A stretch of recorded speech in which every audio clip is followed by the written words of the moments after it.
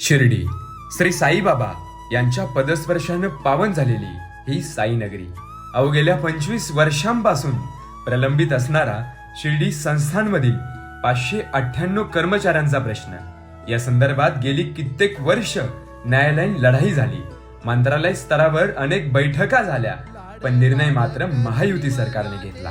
श्री साईबाबा संस्थानमधील 598 कर्मचाऱ्यांना सेवेत कायम करून घेण्याचा निर्णय जणू ऐतिहासिक क्षण बनून गेलाय। फक्त एवढंच नाही तर या निर्णयाचे नियुक्तीपत्र महसूल तथा पालकमंत्री नामदार राधाकृष्ण विखे पाटील यांच्या हस्ते कर्मचाऱ्यांना सुपूर्द सुद्धा करण्यात आले।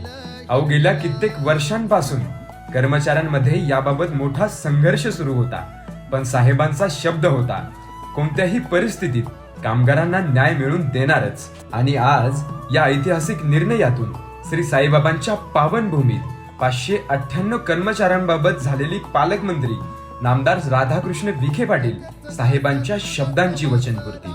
अवघ्या 25 वर्षांपासून याबाबत संघर्ष लढत असलेल्या कर्मचाऱ्यांच्या चेहऱ्यावरील समाधान दाखवून देत होती। बोला ओम साईराम।